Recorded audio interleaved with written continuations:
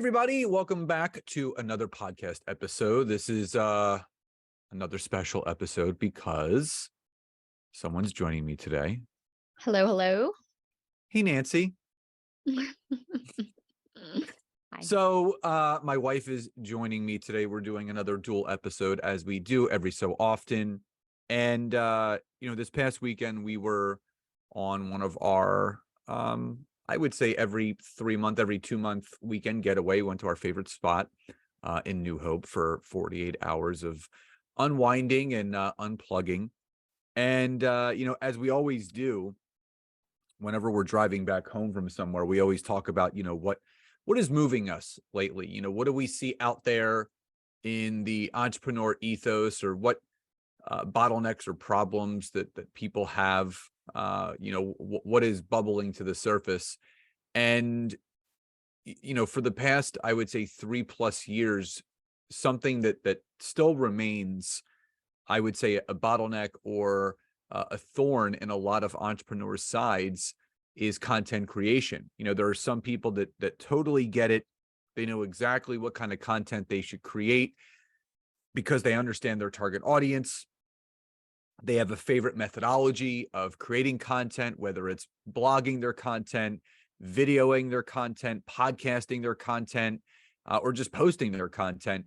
But also the routine around that. How routine are they in being visible on social media? So what Nancy and I wanted to do is jump in today and talk about, the 3 simplistic things that we can all do to become more consistent on social media and more visible with our content. And just a quick plug and reminder that starting tonight, February 27th, we're beginning our first free workshop of the year. This is our simple content creation and repurposing workshop. It's completely free. It's from tonight, Monday, 8 p.m. to 9 p.m. Eastern Standard Time through Thursday, still 8 to 9 p.m. EST. It's live and recorded. So if you can't attend live because of a different time zone that you're in, different part of the world, you can watch the replays until this Sunday, which I believe is March 5th. So there's going to be a link in the description of this episode for you to go and register. You get a workbook. You get to spend some time with myself and Nancy. We have close to 350 people registered for this event, which we're really, really excited about. So definitely check it out if that's of interest to you. So let's dive into today's episode. So the first key, I would say, in making the process of creating content for you easy and simplified is understanding your niche audience. So Nancy, let's dive into that.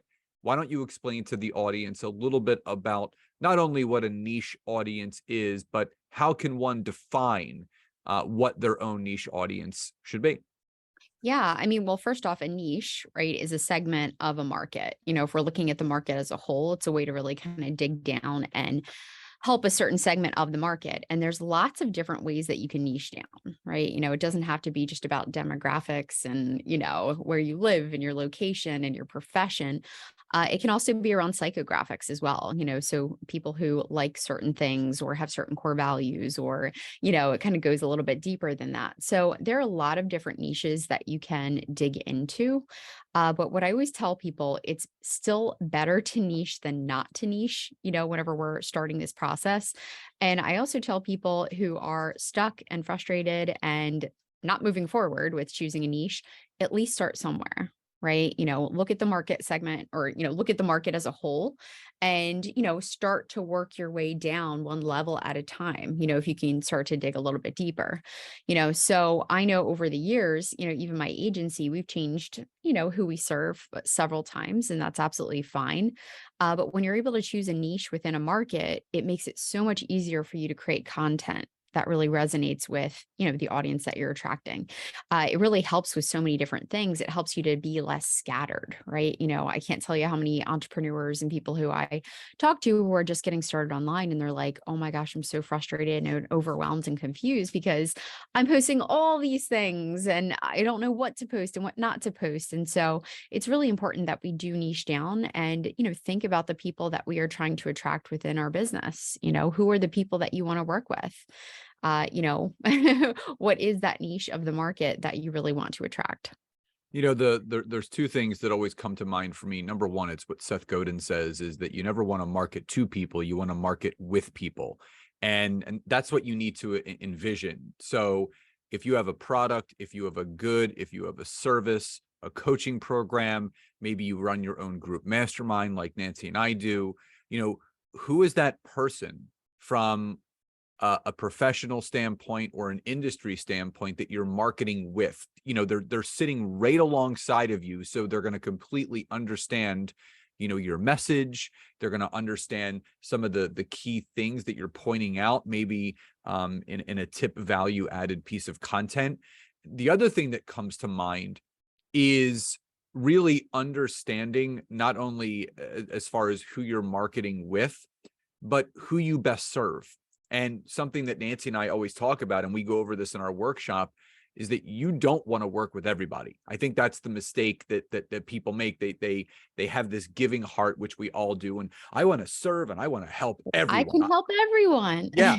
And again, to a certain extent, maybe you can help everyone, but the people that you want to help are the ones that are going to get the best results. And Nancy and I talk about this all the time. Your best source of revenue for your business is referrals from people that you've worked with. Because again, you can spend all the money you want on Facebook and Instagram ads. You can spend, all the time doing workshops. The most fruitful and monetized aspect of your marketing is actually getting referrals from people that you've gotten results for. So that's why you want to be really clear with your niche, because the more people that you work with that are the right fit for what you offer, the better results they're going to get. So niche down. And again, as Nancy alluded to, her demographic, her niche market has shifted over the last number of years, as has mine. And that is completely normal. Who you want to serve right now may be completely different from who you may want to serve 12, 24, 36 months from now. So the first tip is to make sure you identify your niche. Number two is understanding the different types of pillar content and which one is most easy and streamlined for you to create so you can actually be consistent on social media. So Nancy, let's dive into pillar content, because a lot of people just see content as content. They don't know that there's different forms of pillar content, as we kind of alluded to in the beginning of this episode. So talk a little bit more about what is pillar content and why is it so important when someone is, not only building their business online, but how can that help them create consistent content? Yeah. So pillar content, and you can also call it, you can swap that term out for long form content. We use it in the same context. But pillar content gives you the ability to create, like Scott said, right, that longer form type of content that you're able to do so many other things with. Okay. And I absolutely love it. I talk about it all day long. And the reason why I do is because when you take the time to write longer form content, and what I mean by that is maybe doing a video walking through steps and 3 tips how to whatever, if you're writing a blog or an article, right? This could be 3 to 5 paragraphs or more, right? In fact, we were just talking about this. What was it? Social Media Examiner, right? Requires at least It's how like many? a 3,000 words, which ends up being in written form Yeah. about a 10 to 12 minute read. So Yeah.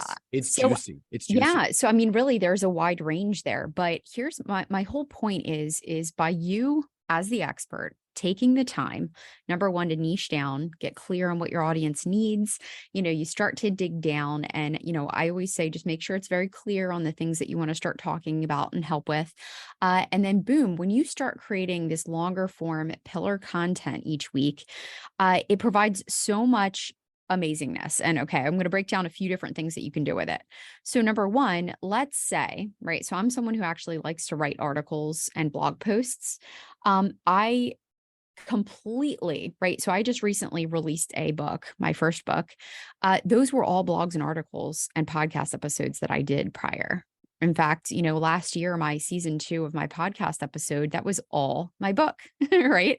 Because as I was writing the chapters, right, I was explaining what is a personal brand and why you should have a personal brand and tips to build your personal brand. And again, I was targeting coaches and consultants. And so my book was able, right? I did some reformatting, I tweaked some things, I added some extra zhuzh, right? And I was able to publish that as my book. Okay. And it's great information. It gives so much value. And it's also content that I was able to use in my weekly content that I post across all my different social media platforms. So one of the benefits is the ability to repurpose that content into other things, because this is you being the expert, the thought leader, this is your intellectual property, right? That you can do so many things with.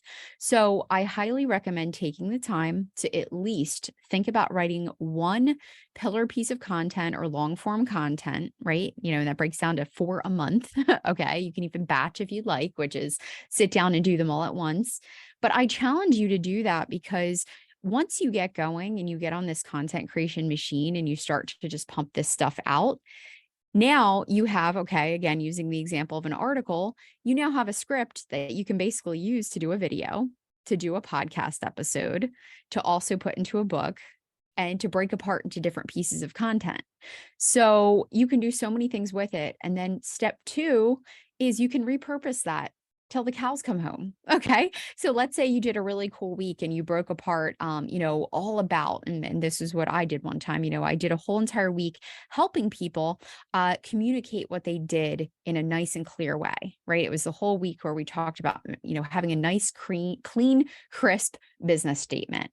People loved that episode and people loved that content. And so I recognized that whenever I was reviewing, each month, my top performing content. And I took that week and I just repurposed it and re-released it again, a few months later. So it really helps you. Yes. Okay. In the beginning, it might seem a little arduous, right? It might seem a little bit uphill because you're kind of starting and you're writing things from scratch. But as you get moving and grooving and as you start to write these things, it's going to do so much for you. And the other thing that I wanted to tack on, this is like 3, the benefits of writing your own, intellectual property is number 3, it will tighten up your expertise. Okay. In fact, I can't tell you how much research I did just by writing some of the articles that I've done that really has made me a better expert when it comes to personal branding, just by spending the time to write those articles. It's kept me sharp. Scott and I talk about it all the time. We say, where can we go to get the most updated information? And, we find our sources, we dig into people, we follow companies, and we're trying to be, always on the cutting edge of the new and, exciting things when it comes to the industry and the niche that we're in. So it can just do so many things for you whenever it comes to creating that pillar content. And, Scott, you mentioned the 3 different types, right? So if you want to share like the 3 different types that you can do, there are different ways that you can do this. Yeah. So a lot of people start at a different place. For me, I started oh God, back in 2013. So 10 years ago with video content. That's where I felt most comfortable. I wasn't yet really ready to write long form articles or blogs. I didn't even think about doing a podcast at that point. I had heard about podcasts, but never thought of doing one. So I was most comfortable starting with video content. And, what I just mentioned, those are the 3 basic types. There are people that video create their content. There are people that blog their content, so long form written content, and that could be a newsletter edition or an article on LinkedIn. It could be a blog on your website if you have one, because there's a lot of people that say, well, Scott, I don't have a website to write a blog. And that's where Nancy and I always suggest, well, start a newsletter on LinkedIn. If you have creator mode turned on, you have the ability to do so. And then there's a lot of people that actually will podcast their content, meaning, what Nancy and I are doing right now, we create video podcasts, we create audio podcasts, and we even transcribe our podcasts into written form so we can actually create a blog or a newsletter edition. So the suggestion that I always have for people is pick one. Pick where you're most comfortable. Are you comfortable showing up on camera? Then if you are, start with video content. If you're not comfortable showing up on camera, but you are comfortable doing more audio based content, start with a podcast. But if you're not, comfortable showing up audio wise, showing up video wise, and you are much more comfortable, being, behind the keyboard, just punching away and, writing out your content that way, then I would start with some long form content, whether it be LinkedIn articles or newsletter editions or a blog. But here's the cool thing. No matter what piece of pillar content you choose as your go-to, it can be repurposed into the other two.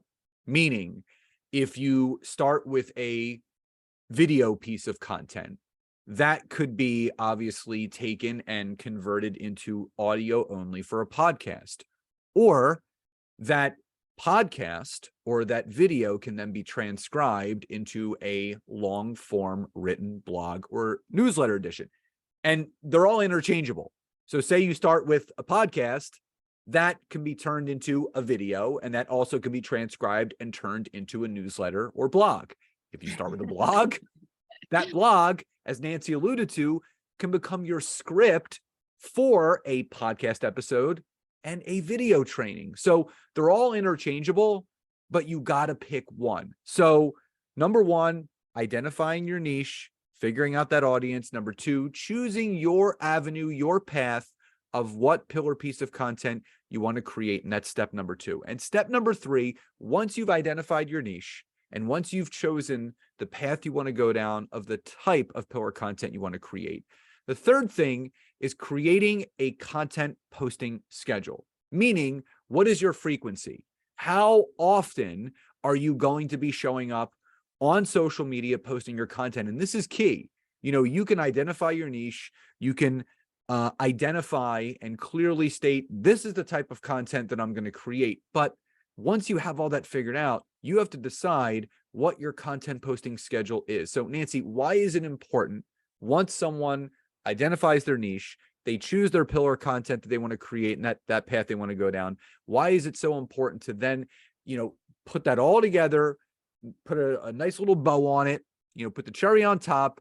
And why is it so important for people to now create that content posting schedule? Oh, so you're not flying by the seat of your pants. We want to have structure as much as possible. In fact, guys, the way that you scale your business and the way that you're able to build off of successes and make it better and better and better is if we create systems in our business, right? We don't want to just create, something each week and fly by the seat of our pants. We actually want to create a system. So creating a schedule and actually mapping out what you want your frequency to be is incredibly important. And I love that Scott, and a lot that he teaches, especially with LinkedIn, we can start with just a few posts a week, right? We don't have to, post like 2 times a day, every few hours or anything like that. We don't need to do that. And in fact, with LinkedIn, I know a recommendation that he usually gives is, posting like Monday, Wednesday, Friday, right? You've got good content going out there. You're showing up for your audience and you're not overwhelming yourself, right? We can all start with just the basic 3, which could be, right? If you did a little breakdown, could be a video, right? You could jump on for like 3 to 5 minutes and talk about something. Could be like, hey, 3 tips how to build your personal brand. And then you can post a longer form, post, which could be an article or a newsletter. Again, just like Scott mentioned, it could be the transcription of your video. People digest content in different forms. And I always get that question where it's like, well, what if you post the same exact thing? People are not people are not going to see it, right? You would be so surprised and shocked at the amount of people who actually come across and even see your content. You don't need to worry about posting, the same thing or a similar thing, in your newsletters you post on your video. It's just the nature of the beast. And even from a marketing standpoint, it's just more touch points on a certain topic. In fact, you could talk about the same topic for 30 days straight. There's still going to be people who are like, oh, I didn't know, or I didn't see that. Trust me. Anyway. So, Wednesday, like I said, could be that long form. And then Friday, maybe you throw out a poll, on LinkedIn, asking a question like, hey, what are the frustrations you have when it comes to building your personal brand? It could be something related to your topic. So that's easy enough, right? If you're listening now and you're like, this still seems so overwhelming. Okay. if I were to literally go through this workflow and explain how this is built out, it's okay, we're going to commit to one, right? Doing that one piece of pillar content. Just as Scott mentioned, video is good for him. Okay. I love to write because that's how my brain works. I like to write it out, kind of, digest it a little bit, and then I can shoot the video on the content. But if you're like Scott, you could shoot a 2 to 5 minute video on a specific topic. You can then, transcribe it using a program like Otter.ai. In fact, heck, let's throw in another tool that you can use, right? ChatGPT. I know it's all the rage right now. People are talking about using it. You could throw the rough transcription from Otter.ai and ask it to reformat it into an engaging blog post. It's your information. It's just going to kind of make it look a little nicer. So you can right, go ahead and do your newsletter. And then you can even in ChatGPT, right, now come up with a poll question that relates to the topic from the article. And it'll give you a poll question, and you can even ask it to give you some answers as well. So there is a lot of different stuff that you can do, but even starting something as simple as that. In fact, that routine is what I would recommend all day long for anyone who is, a personal brand looking to build, their brand online. An attorney, a consultant, a financial advisor, health insurance broker, people who are really looking to, again, put themselves out there. Just starting there is great. Creating that system or that flow creates consistency. And Nancy and I always talk about something called the compound effect. And that's doing small incremental things each and every day that lead to a greater result at the end. So people ask us all the time, well, how are you guys so consistent? How do you keep showing up? And these 3 things that we went over today, in our honest opinion, will help you grow and monetize your business. Because when you can identify that target niche, when you can understand that you do need to start with a form of pillar content, not all the forms of pillar content. We're not saying, hey, you got to do a video, a podcast, and a blog every single week. No, we want you to create one that can be repurposed into multiple pieces, but also creating that content posting schedule. It takes the ease and it takes the pain away, and it allows you to be more free flowing. So we want all of you to succeed. Nancy, you want to say something? Yeah, I was going to say too, I also get the question, well, what is the best way to organize all this? Or how can I kind of get it out of here, in my brain and get it, somewhere where I can actually take a look and kind of map things out. And there are a few tools that I do recommend, I use personally. Again, you guys could use some other form because there's lots of different ways that you can do it. But even just starting basically and probably with the smallest learning curve, I love as a project management tool for content. I love to use Trello, right? I love to actually map out all of the weeks. In fact, if you were to imagine a to-do list, right, from top to bottom, every single little list on my Trello board, which is a project management tool, is every week for the rest of the year, right? So it reads, week 4, February, and then it's got, all the different things under that. I always have my topic at the top. What is the main theme of the week? What is it that I'm focusing on? I always have a spot where I actually connect, I use Google Drive to store my, documents, to store my blog posts, to store my videos, all kinds of things like that. So there's a nice organization there. But I always put my Google Drive link and a little spot where I can add graphics, videos, content. And then I break down my days. So it's Monday, with the date, and then I'll put whatever, I'm going to be posting that day. I've got Tuesday, Wednesday, Thursday, Friday. Just like Scott said earlier, and like I mentioned with LinkedIn, you could do Monday. Here's my video. Wednesday, here's my article posts, and, Friday, here is my poll question, and just organize and kind of map things out that way. The next tool that we'll be talking about, obviously next week at our workshop. So we obviously are in love, and we have our own posting platform called BYB Social. But it is a non-negotiable. And guys, I say this up and down. I don't care what platform you're using. Every single person, every entrepreneur, every online business owner needs to have a social media scheduling platform. Do you agree, Scott? Yeah, I mean, it's funny. I was reading a book the other day to Scott, and one of the examples, they were actually going over a budget. It was like, oh, how to budget in your business. And I was going through it and they had a spot that was filled in, meaning like, yep, we already did this for you. There's no question. And one of them was a social media scheduling platform. You might have heard of many different ones like Hootsuite, Buffer, Sprout Social, Meet Edgar. There's so many out there. But for the last 4+ years, Scott and I have been using BYB Social for our clients, and obviously have opened the doors so that other people can use it as well. But it is absolutely a wonderful scheduling tool where I can connect all of my social media platforms. I can schedule out content, heck, for the next 3 months if I wanted to. I can set up my automated posts. Like, for example, in our Facebook groups, we post the same thing. It's a Monday, what's your going on for the week? Wednesday, we always post, what do you need? And, Friday, it's the FEF Friday, gratitude post. So I literally set up the post and put it on reoccurring for the rest of the year, and I never have to look at it. So it's really neat, all the different things that you can do. But, I highly recommend working smarter and not harder. So one, whatever works for you, create a system, create a workflow, create a place where you can manage, what your content's going to be. And then from there, you obviously want to make sure that you have a tool that's going to make things easier where you can literally go on vacation, right? Scott talks about it all the time. A few years ago, I had surgery and I was in bed for the entire month. I was not posting on social media, but people didn't know. People were like, oh my God, it's so great to see Nancy posting. But I had scheduled all my content out, before my surgery. So keep in mind that there are some things that can definitely help this process, make it a little bit easier. It does not have to be frustrating, but it's all good. Yeah, what's frustrating is when you don't have a system in place, and there's a lot. We really highly recommend you come to the workshop, because the number, Yeah. I'm just going to finish with this. The number one thing that people say is, oh, don't those scheduling tools diminish your engagement? No, that's falsified information. The social media platforms actually support things like BYB Social, Buffer, and Hootsuite, because they understand that people are busy.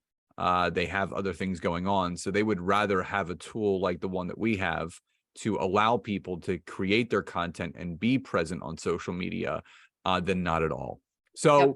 again, those are our three tips and 3 keys of how to be consistent on social media with your content that leads to growth and sales into your business. Again, if you would like to register for our workshop starting tonight, 8 p.m. Eastern Standard Time, running every night, Monday through Thursday, live and recorded. Obviously, there'll be an opportunity also to join our social media posting platform called BYB Social, which Nancy talked about. We would love to have you part of our family. So everyone, please enjoy the rest of your days, and we'll talk to you next time. Bye, Bye-bye. everyone.